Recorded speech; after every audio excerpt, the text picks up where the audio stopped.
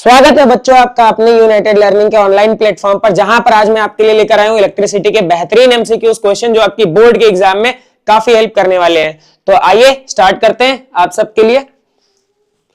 तो आज का जो हमारा पहला क्वेश्चन है, अ cell, a register, a key and a ammeter are arranged as shown in the circuit diagrams of figure. ये आपके पास तीनों फिगर दे रखे हैं बेटा, ये तीनों आपके पास फिगर दे रखे हैं। आप अगर देखो तो ये तीनों फिगर दे रखे हैं और क्या पूछा है हमारे से, the current recorded in ammeter will be. इन सारे सर्किट डायग्राम्स में जो एमीटर लगा हुआ है उसमें जो करंट रिकॉर्ड होगी वो कितनी होगी। तो बच्चा लोग देखिए ध्यान से, अगर यहां से आई करंट निकलेगा बेटा और ये सीरीज में है, ये किसमें है, सीरीज में है। अगर यहां से आई करंट निकलेगा ये इस तरीके से, तो यहां पर भी आई आएगा, इधर से भी आई जाएगा और इधर से भी आई ही जाएगा। ठीक है, अब यहां पर देखते हैं, यहां से आई करंट निकलेगा, इधर भी आई जाएगा, यहां पर भी आई करंट जाएगा और इस एमीटर में आई करंट जाने वाला, और यहां से वापस से अब की डायरेक्शन उल्टी लगेगी क्योंकि प्लस से करंट निकलेगी, तो आई इसमें भी आई और इसमें भी आई। यानी ये जो तीनों एमीटर हमारे पास है, तीनों सर्किट के, सर्किट 1 में, सर्किट 2 में और सर्किट 3 में, इन तीनों में ही जो एमीटर रीडिंग देगा वो हमेशा आई करंट को ही रीड करेगा क्योंकि सब में सीरीज में लगा हुआ है। यानी कि इन तीनों में ही जो करंट आने वाली है वो सेम आएगी तीनों ही केसेस में। तो ये आपका पहला क्वेश्चन सॉल्व हो गया बेटा। अगला क्वेश्चन देखते हैं, क्वेश्चन 2 कह रहा है, in the following circuit heat produced in the resistor R, resistance में और combination of resistors connected to a 12 volt battery will be, options है same in all cases, minimum in case 1, minimum in case 2, maximum in case 3। ठीक है बेटा, हमसे क्या पूछा है, किस वाले रेजिस्टेंस में मैक्सिमम होगा और किस वाले में मिनिमम होगा। ठीक बात है बेटा, तो देखते हैं ध्यान से। हमारे पास यहां पर अगर आप ध्यान से देखोगे तो इसमें भी 12 वोल्ट लगा हुआ है, यहां पर अगर आप ध्यान से देखोगे तो इसमें भी 12 वोल्ट लगा हुआ है और यहां पर अगर आप ध्यान से देखोगे तो इसमें भी 12 वोल्ट लगा हुआ है। हमारे से पूछा क्या हुआ है बेटा, हमारे से हीट पूछी हुई है। तो अगर आपको याद होगा तो हीट का फॉर्मूला जो होता है, हीट का फॉर्मूला होता है आई स्क्वायर आर टी, और क्योंकि यहां पर वोल्टेज दे रखा है और रेजिस्टेंस दे रखा है तो उसके टर्म में अगर आप देखोगे तो उसके टर्म में फॉर्मूला होता है H square, H is equal to V square upon R into T. अच्छा, एक और बात मैं मान लेता हूं कि टी टाइम के लिए यहां पर भी बात हो रही है, टी टाइम के लिए यहां पर भी बात हो रही है और इस वाले सर्किट में भी टी टाइम के लिए ही बात हो रही है। यानी जो हीट है उसका जो फॉर्मूला है ये V square upon R into T. यहां पर अगर हमें रेजिस्टेंस देखने को मिल जाती है सर्किट का, जैसे मैं अगर यहां पर बात करूं तो हमारे पहले वाले सर्किट का जो रेजिस्टेंस है, पहले वाले जो सर्किट का रेजिस्टेंस है, ये वाला रेजिस्टेंस हमारे पास 2 ओम है। दूसरे वाले सर्किट में ये सीरीज में लगा हुआ है बेटा, तो 2 ओम और 2 ओम को जब ऐड करोगे तो 4 ओम आएगा। तीसरे वाले में जो आपके पास रेजिस्टेंस लगा हुआ है, ये दोनों ध्यान से देखोगे तो पैरेलल में लगे हुए, यहां से ये आई करंट निकलेगी, यहां तक आएगी और इन दोनों में I1 I2 में डिस्ट्रीब्यूट हो जाएगी। ये दोनों पैरेलल में लगे हुए बेटा, किस में लगे हुए हैं, पैरेलल में लगे हुए। तो पैरेलल में आपके पास रेजिस्टेंस क्या हो जाएगा बेटा, देखो ध्यान से, इस वाले में जो नेट रेजिस्टेंस होगा 1/r is equal to 1/2 plus 1/2, LCM same है 1 प्लस 1, यहां पर आएगा r इज इक्वल टू 2/2, यानी इसको कट करोगे तो यहां पर आएगा 1/1, तो r की वैल्यू कितनी आ जाएगी 1 ओम। यानी यहां जो रेजिस्टेंस आपके पास है ये रेजिस्टेंस है 1 ओम का।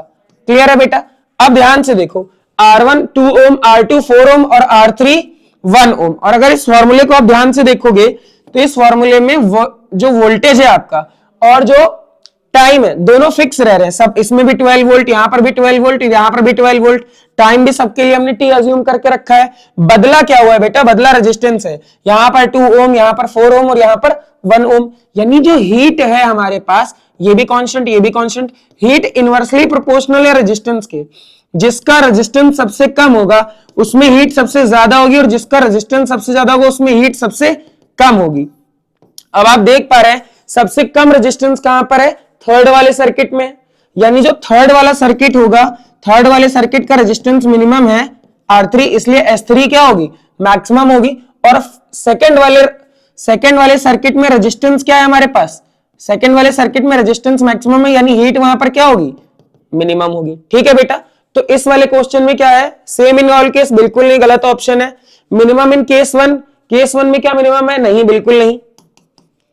कह रहा है मैक्सिमम इन केस 2, तो बेटा मैक्सिमम हमारे पास केस 3 में, मैक्सिमम इन केस 3, ये वाला ऑप्शन आपका बिल्कुल करेक्ट हो जाएगा और आप इसको इंपॉर्टेंट मानकर काम कर सकते हैं। ठीक है बेटा, ये बहुत ही ज्यादा इंपॉर्टेंट क्वेश्चन हो जाएगा आपके लिए। तो अगर आपको एक बार मैं वापस से एक्सप्लेन करूं तो वोल्टेज हमारे पास सब में सेम है, टाइम भी लगभग सब में सेम ही ले रखा है हम लोगों ने, क्योंकि टाइम दिया नहीं होता, हम लोगों ने अपनी तरफ से टाइम को लिया हुआ है। यहां पर वेरी रेजिस्टेंस कर रहा है, इसमें 1 ओम है, इसमें 4 ओम है, इसमें 2 ओम है, यानी जो हमारी हीट है वो इनवर्सली प्रोपोर्शनल हो जाएगी रेजिस्टेंस के। जहां पर रेजिस्टेंस मिनिमम होगा वहां हीट मैक्सिमम होगी। अब रेजिस्टेंस मिनिमम कहां पर है, 1 ओम में है, तो जो हीट मैक्सिमम होगी वो थर्ड वाले सर्किट में होगी। ये आपका करेक्ट ऑप्शन हो जाएगा। क्लियर है बेटा?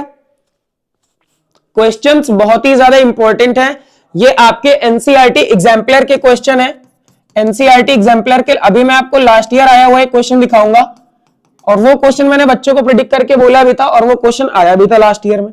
ऑफलाइन में जब मैं पढ़ाता हूं अपने स्कूल में, तो वहां पर क्या होता है, बच्चों को मैं असाइनमेंट देता हूं, तो वो असाइनमेंट क्वेश्चन ढूंढे हुए होते हैं कि ये क्वेश्चन की प्रोबेबिलिटी क्या है, ये क्वेश्चन की प्रोबेबिलिटी क्या है।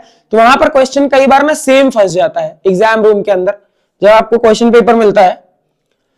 ठीक है बेटा, नेक्स्ट जो है कह रहा है electrical resistivity of a given metallic wire depends on. अब मैं आपको क्वेश्चन का आंसर तो मैं डायरेक्ट बता सकता हूं कि नेचर ऑफ द मटेरियल पर डिपेंड करता है, और जो रेजिस्टिविटी होती है बेटा आपको पता है रेजिस्टेंस डायरेक्टली प्रोपोर्शनल होता है लेंथ के, रेजिस्टेंस इनवर्सली प्रोपोर्शनल होता है एरिया के। अब रेजिस्टेंस को अगर आप फिक्स करोगे तो यहां से आपके पास एक फॉर्मूला आएगा रो एल अपॉन ए। इस रो को ही बोलते हैं हम लोग, इस रो को क्या बोलते हैं, इस रो को ही हम लोग बोलते हैं रेजिस्टिविटी। स्पेलिंग भूल जाता हूं मैं कई बार, रेजिस्टिविटी।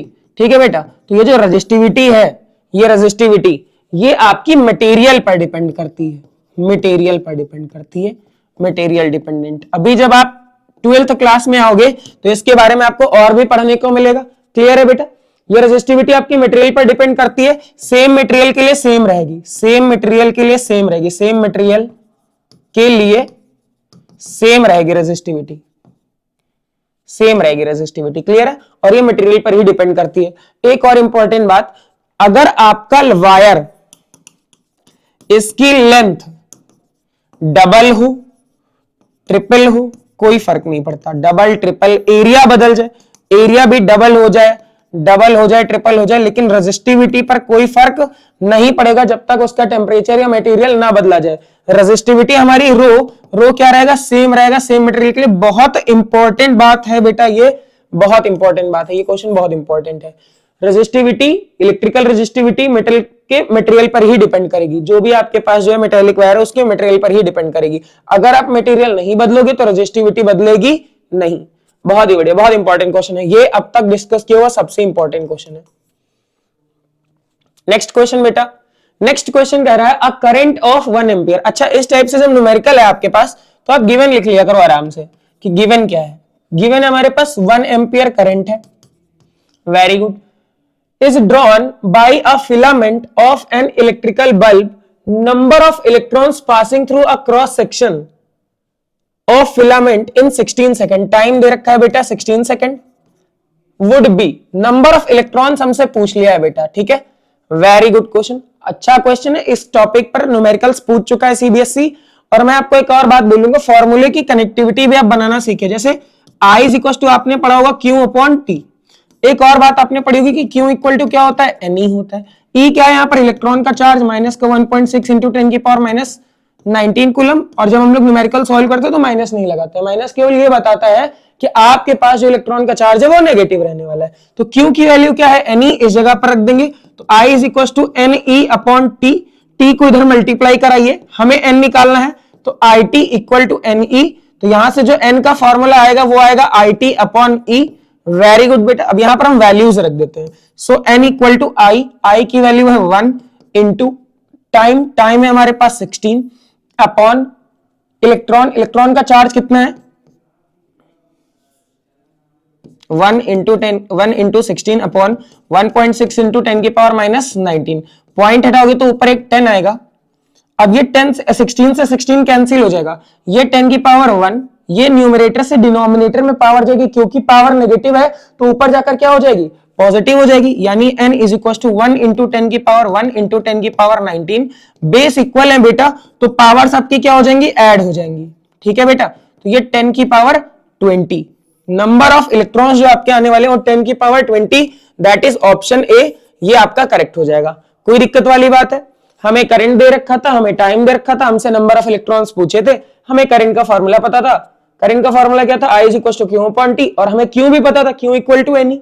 यहां पर एन ई रखा, एन की वैल्यू निकाल लिया, यहां से एन को सेपरेट कर लिया, सारे जितने भी टर्म्स थे उनकी वैल्यूज को हमने प्लेस ओवर करा और हमारा आंसर आ गया। अगेन मैं बोलूंगा इंपॉर्टेंट क्वेश्चन है आपके आने वाले एग्जाम के लिए, ठीक है? आपने इसका स्क्रीनशॉट लिया। अगर आपको क्वेश्चन समझ में आ रहा है तो कमेंट बॉक्स में जो है ये जरूर बताइए कि क्वेश्चन आपको समझ में आ रहा है, और अगर कहीं समझने में दिक्कत हो रही है तो वो भी साथ साथ में बताते रहिए, ठीक है? केवल पढ़ाई वाली बात होने वाली है, और सारे के सारे क्वेश्चन जो जितने भी एनसीईआरटी एग्जाम्पलर में दे रखे हैं वही क्वेश्चंस लेकर आए, इंपॉर्टेंट है आपके लिए। कह रहा है identify the circuit in which electrical component have been properly connected. अच्छा भाई यहां क्या क्या कनेक्टेड है? यहां कनेक्टेड है एक रेजिस्टेंस, यहां कनेक्टेड एक रेजिस्टेंस, एक की, एक वोल्टमीटर, एक एमीटर, सब में यही सेटअप लगा हुआ है। और अगर आप मेरे पिछले साल की वीडियोस देखोगे तो वहां पर हमने एक बात बताई थी, एक बात मैं हमेशा क्लास में बोलता हूं कि आपको एक वर्ड याद रखना है, एएसवीपी। एएसवीपी सर क्या है? ए फॉर बेटा ammeter, A for ammeter, S for series, यानी एमीटर कहीं पर सीरीज में ही लगाया जाएगा। Volt meter, V for volt meter, और पी फॉर क्या है भाई? पी फॉर है पैरेलल, पी फॉर क्या है? पैरेलल है, वेरी गुड। तो A for ammeter, ammeter connect करना है सीरीज में, और वी फॉर है वोल्ट मीटर, वोल्ट मीटर किस में कनेक्ट करना है? पैरेलल में। एएसवीपी, आइए ढूंढते कहां है एएसवीपी। यहां देखो वोल्ट मीटर बेटा सीरीज में लगा हुआ है, बिल्कुल ही गलत ऑप्शन, आप डायरेक्ट क्रॉस कर सकते हो। यहां वोल्ट मीटर लगा हुआ है पैरेलल में, ध्यान से देखिए, और ये एमीटर लगा हुआ है सीरीज में, ठीक है? और देख लेते हैं, यहां एमीटर पैरेलल में लगा हुआ है, बिल्कुल गलत ऑप्शन। ऑप्शन 2 और 4 को ध्यान से देखिए, यहां पर कनेक्शंस देखिए बेटा, ये प्लस आ रहा है तो यहां पर प्लस होना चाहिए, और यहां ये प्लस आ रहा है तो ये यहां पर क्या लगा हुआ है? माइनस लगा हुआ है, तो ये भी गलत हो जाएगा। ऑप्शन 2 आपका करेक्ट होगा, option 2 is the correct answer, क्योंकि जब हम कनेक्ट कर रहे हैं तो कनेक्शंस में प्लस वाला हमेशा वायर प्लस से कनेक्ट होगा, और यहां देखिए प्लस वाला वायर किससे कनेक्टेड है? माइनस से कनेक्टेड है, इसलिए ये वाला सर्किट भी गलत हो गया। एएसवीपी, रिमेंबर दिस शॉर्ट ट्रिक। एएसवीपी कई बार पूछा जा चुका है एग्जाम में कि आपके लिए जो एमीटर है और जो वोल्ट मीटर वो कैसे कनेक्ट होता है, तो वो एमीटर जो है वो सीरीज में कनेक्ट होगा, वोल्ट मीटर किस में कनेक्ट होगा? पैरेलल में। एमीटर के बारे में एक और बात समझ लीजिए, यहीं पर जो आपका एमीटर होता है उसका रेजिस्टेंस मिनिमम होना चाहिए, रेजिस्टेंस मिनिमम होना चाहिए। मिनिमम का मतलब आइडियली 0 माना जाता है, और जो वोल्ट मीटर है, वोल्ट मीटर का जो रेजिस्टेंस है वो मैक्सिमम होना चाहिए, इनफाइनाइट भी ले सकते हैं। वोल्ट मीटर का रेजिस्टेंस मैक्सिमम होना चाहिए। अगेन मैं बोलूंगा वेरी गुड क्वेश्चन है, एप्लीकेशन बेस्ड है, पूछ सकता है सीबीएसई आपसे। आपकी एग्जाम्पलर जो बुक है ना, वो बुक में क्वेश्चन प्रैक्टिस के लिए बहुत अच्छे से क्वेश्चंस दे रखे हैं, तो वहीं से मैं ये क्वेश्चंस लेकर आया हूं। क्वेश्चन नंबर 6 पर चलते हैं। और बेटा आपसे बहुत आराम से मैं कह रहा हूं कि आप ना एएसवीपी को दिमाग में बसा लो, 2 से 4 एमसीक्यू जो है आपके यहां से तैयार हो जाएंगे एग्जाम के लिए। कह रहा है what is the maximum resistance which can be made using 5 resistors each of 1/5। बेटा कोड वर्ड याद कर लो, मैक्सिमम और मिनिमम के लिए। अगर रेजिस्टेंस का क्वेश्चन है, अगर आपके पास रेजिस्टेंस का क्वेश्चन है, रेजिस्टेंस का क्वेश्चन है और मैक्सिमम बोला है, मैक्सिमम बोला है, तो आप हमेशा कनेक्ट करोगे सारे रेजिस्टेंस को सीरीज में। और अगर मिनिमम बोला है मेरे बच्चों, अगर मिनिमम बोला है तो आप रेजिस्टेंस को हमेशा किस में कनेक्ट करोगे? पैरेलल में। ये बात आप मेरी याद रखना, ठीक है? अगर आपसे एग्जामिनर पूछता है कि भाई हमारे पास 7-8 रेजिस्टेंस है या 4-5 रेजिस्टेंस है, इनको कैसे कनेक्ट करें कि हमारा जो है आंसर किस में आ जावे? मैक्सिमम आ जावे, या हमारा आंसर मिनिमम आ जावे, तो आप क्या करोगे? आप जो है मैक्सिमम के लिए सीरीज में कनेक्ट करोगे और मिनिमम के लिए पैरेलल में कनेक्ट करोगे, ठीक बात है? तो हमारे पास कह रहा है what is the maximum resistance which can be made using 5 resistors each. सारे का रेजिस्टेंस कितना? 1/5 है, यानी हमारे पास R1 equal to R2 equal to R3 equal to R4 equal to R5, ये दे रखा है 1/5 ओम। और अगर मुझे मैक्सिमम चाहिए बेटा, तो मैक्सिमम के लिए मुझे किसमें कनेक्ट करना होगा? सीरीज में, क्योंकि सीरीज का फॉर्मूला आप सब जानते हो। सीरीज का फॉर्मूला होता है R net equal to R1 plus R2 plus R3 plus R4 plus R5, 1/5 plus 1/5 plus 1/5 plus 1/5 plus 1/5। अब यहां पर ये एलसीएम सेम हो गया, 1 plus 1 plus 1 plus 1 plus 1। Clear है? ये 5/5, ये और ये कैंसिल हो जाएगा, तो ये कितना आएगा? ये आएगा 1 ओम। यानी आपका आंसर आ गया है, और आंसर आया कितना? 1 ओम। अगर आपको 1/5 ओम के 5 रेजिस्टेंस को ऐसे कनेक्ट करना है कि आपको मैक्सिमम रेजिस्टेंस मिले, तो आपको उनको किसमें कनेक्ट करना होगा? सीरीज में कनेक्ट करना होगा। ठीक है बेटा? एक और बात छोटी सी, कि बच्चों के लिए, ये आप लोगों के लिए, कि बात चली है दूर तक जाएगी, 2 महीने रह गए हैं, पढ़ लो, नहीं तो बहुत देर हो जाएगी। ठीक है? मुझे पता है काफी बकवास सा था, लेकिन ठीक है, ट्राई किया मैंने आप लोग के लिए कि थोड़ा माहौल बनाया जाए। बात चली है दूर तक जाएगी, 2 ही महीना बचा है, पढ़ लो, नहीं तो बहुत देर हो जाएगी। चलिए देखते हैं नेक्स्ट क्वेश्चन। ये क्वेश्चन आई होप आप सबको समझ में आया होगा, और समझ में आया तो थंब जरूर बनाइए, मतलब थम्स अप की आपको अच्छे से समझ में आ गया, ये नहीं कि अंगूठा दिखा के भाग गए। क्लियर है? थोड़ी गंदी आर्ट भी है हमारी। नेक्स्ट क्वेश्चन है, what is the minimum resistance which can be made using 5 resistors. ये क्वेश्चन मैं आपके लिए छोड़ रहा हूं HW में, देखते हैं कितने बच्चे जो है हमारे को कमेंट करेंगे। मिनिमम के लिए भी मैंने लास्ट वाली स्लाइड में आपको बताया कि आपको इसको किसमें कनेक्ट करना होगा? पैरेलल में। पैरेलल का मैं फॉर्मूला भी लिख दे रहा हूं, net resistance 1/R1 plus 1/R2 plus 1/R3 plus 1/R4 plus 1/R5। इसमें आप R1 R2 R3 R4 R5 सबकी वैल्यूज डालोगे 1/5 1/5, और उसके बाद आप कमेंट सेक्शन में आंसर मुझे जरूर बताओगे। क्लियर बात है बेटा? इस क्वेश्चन के आंसर का मैं वेट करूंगा। आप जितने भी बच्चे वीडियो अगर देख रहे हो, इसमें केवल R1 R2 R3 R4 R5 की जगह 1/5 वैल्यू डालकर आंसर जरूर इसका कमेंट सेक्शन में टाइप करके लिखिएगा। ठीक है बेटा? क्वेश्चन 8 पर चलते हैं। कह रहा है the proper representation of series combination of cells obtaining maximum potential is. तो बेटा इस क्वेश्चन को सॉल्व करने से पहले मैं आपको कॉन्सेप्ट बता देता हूं।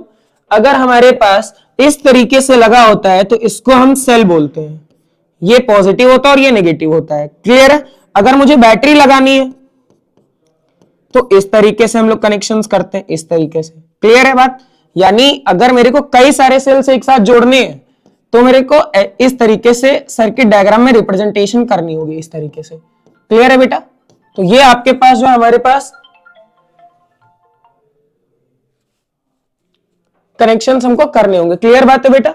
चलिए देखते हैं इस तरीके का सर्किट डायग्राम कहां पर है हमारे पास। क्या यहां पर है? बिल्कुल नहीं, यहां 2 नेगेटिव टर्मिनल एक साथ कनेक्टेड है, ये ऑप्शन गलत हो गया। और यहां पर 4th वाला ये ऑप्शन भी गलत हो गया। यहां पर 2nd वाला है, यहां पर देखो बेटा इस तरीके की गलती भी हो जाती है, यहां पर इसको कनेक्ट ही नहीं कर रखा है। लेकिन अगर आप देखोगे तो आपके फर्स्ट वाले में प्रॉपरली कनेक्शन कर रखा है, और उस हिसाब से देखेंगे तो हमारे पास ये जो फर्स्ट वाला ऑप्शन है, ऑप्शन 1 बहुत ही ज्यादा सही और एक्यूरेट तरीके से ड्रॉ किया गया डायग्राम है, इसलिए ये क्या हो जाएगा? करेक्ट ऑप्शन हो जाएगा। क्लियर है बेटा? चलिए ठीक है, नेक्स्ट क्वेश्चन देखते हैं। कह रहा है what which of the following represents voltage. ये 4 फॉर्मूले हमारे पास लिखे हुए हैं, और इन लोगों ने हमसे पूछ लिया है कि भाई इनमें से कौन सा करेक्ट फॉर्मूला होगा। इस तरीके के क्वेश्चंस को टैकल करने के लिए सबसे पहले फॉर्मूले में देख लो दिया क्या क्या है। हमारे को दे रखा है work done current time, work done time current, work done charge time, work done और चार्ज। तो पहले मैं तो बताता हूं आपको कि वोल्टेज का फॉर्मूला क्या होता है। तो जो पोटेंशियल का फॉर्मूला होता है वोल्टेज का, V = W/Q होता है बेटा। ठीक, अब V = W/Q का मतलब सर क्या है कि voltage equal to work done upon charge. Voltage is equal to work done upon charge. Clear है?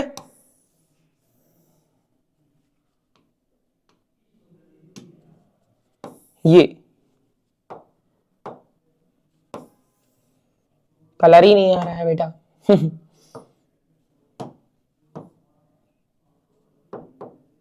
चलो देखो,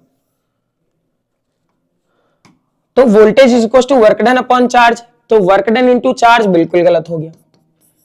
आगे देखते हैं, यहां से हमें करंट भी दिख रहा है। करंट कब आएगा बेटा, हमें पता है कि charge equal to Q equal to क्या होता है, आईटी होता है।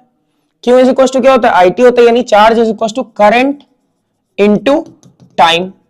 करंट इंटू टाइम यहां पर रखते हैं चार्ज की जगह पर, तो voltage is equal to work done upon charge की जगह पर करंट इंटू टाइम। क्या कहीं चमक रहा है, क्या क्या कहीं चमका, बोलो बेटा। Work done upon current into time, मेरे हिसाब से ऑप्शन ए बिल्कुल करेक्ट आंसर हो जाएगा। वेरी गुड, ये सारे के सारे हो जाएंगे रॉन्ग यहां पर। तो आपको अगर फॉर्मूले बेसिक वाले लर्न है तो इस तरीके के क्वेश्चन से घबराने की जरूरत नहीं है, आपस में फॉर्मूलों को इंटरकनेक्ट करना आना चाहिए। मेरे को पता था v is equal to W upon Q होता है, क्यू की वैल्यू यहां पर लाकर रख दी, मेरे पास फॉर्मूला आ गया। फॉर्मूला क्या आ गया बेटा, v is equal to W upon I T. Very good बेटा, क्लियर है। इस तरीके के क्वेश्चंस आपको करने चाहिए प्रैक्टिस, कि एक बार व्हाइट पेपर लेकर बैठ गए और आपस में फॉर्मूले बना रहे हैं बैठकर, कि इसको अगर यहां रखेंगे तो क्या बनेगा, इसको यहां रखेंगे तो क्या बनेगा। बहुत सारे फॉर्मूले आपके करंट वाले चैप्टर में, इलेक्ट्रिसिटी वाले चैप्टर में। तो क्वेश्चन 9 भी अगेन मैं बोलूंगा इंपॉर्टेंट क्वेश्चन होगा बोर्ड्स के लिए नेक्स्ट ईयर 2025 वाला जो आप लोग एग्जाम देने जा रहे हो, इंपॉर्टेंट क्वेश्चन है उसके लिए। नेक्स्ट देखते हैं बेटा, कह रहा है a cylindrical conductor of length 1, length L। बेटा यहां पर थोड़ा सा करेक्शन है, लेंथ हमारे को दे रखी है, लेंथ दे रखी है भाई साहब L, क्रॉस सेक्शनल एरिया भी दे रखा है A। एरिया कितना दे रखा है, क्रॉस सेक्शनल A दे रखा है, हैज रेजिस्टेंस R दे रखा है। रेजिस्टेंस कितना है बेटा, यहां पर रेजिस्टेंस R है, ठीक है। कह रहा है अनदर कंडक्टर ऑफ लेंथ 12, एक और है, इसको कंडक्टर 1 मान लो, एक और है, इसमें लेंथ 12 दे रखी है और रेजिस्टेंस R दे रखा है, सेम मटेरियल। वेरी गुड बेटा, has area of cross section another conductor of length 12 and register R। मतलब नोटिस करने वाली बात यह है बेटा कि यहां पर भी रेजिस्टेंस R है और यहां पर भी रेजिस्टेंस क्या है, R है। हमको पता है रेजिस्टेंस का फॉर्मूला क्या होता है, रो एल अपॉन ए, रो एल अपॉन ए, ठीक बात है। ये रेजिस्टेंस पहले केस के लिए लिख दिया, दूसरे केस के लिए R इज इक्वल टू रो, क्योंकि रेजिस्टिविटी नहीं बदलेगी। रो क्या है हमारे पास, रेजिस्टिविटी है, रेजिस्टिविटी दोनों ही केस में बदलेगी नहीं। और लेंथ इस बार दे रखी है 2L और हमसे एरिया पूछ लिया है, तो मैं इसको A2 लिख देता हूं यहां पर, ठीक है। इसको A रहने दो और इसको A2 बोल देता हूं, कोई दिक्कत वाली बात नहीं। ये दोनों ही रेजिस्टेंस केस 1 का और केस 2 का, देखो क्या बोल रहा है, कह रहा है cylindrical conductor of length L, cross sectional area A, has resistance R, another conductor of length 12 has resistance R। यानी दोनों ही केस में आपके पास रेजिस्टेंस क्या है, सेम है। रेजिस्टेंस दोनों ही केस में क्या है, R है। यानी मैं इन दोनों को आपस में इक्वल कर सकता हूं, यानी कि केस 1 का resistance is equal to case 2 का रेजिस्टेंस, यानी कि rho L upon A equal to rho into 2L upon A2, इसलिए क्योंकि दूसरे केस का रो से रो कट जाएगा, L से L कट जाएगा। अब आप ध्यान से देखोगे आपके पास बचा 1 upon A equal to 2 upon A2, A2 को इधर ले आओ और ये हो जाएगा 2A। कहीं पर 2A ऑप्शन दिख रहा है क्या, yes, C option is the correct answer. आपके पास सी वाला जो ऑप्शन है वो बिल्कुल भी करेक्ट आंसर है, बिल्कुल ही करेक्ट आंसर है, कोई दिक्कत वाली बात नहीं है यहां पर। तो ये वाला क्वेश्चन भी अच्छा है, आ सकता है एमसीक्यू में। यहां पर नोटिस करने वाली बात ये थी कि दोनों ही केस का जो रेजिस्टेंस है, ये वाला दोनों ही केस का रेजिस्टेंस क्या है, सेम है। वेरी गुड बेटा, इस तरीके के क्वेश्चंस को आपको लगातार प्रैक्टिस करते रहना है और मेरे लगाने से पहले आप एक बार क्वेश्चन को खुद पॉज करके ट्राई जरूर करा करिए, ठीक है बेटा।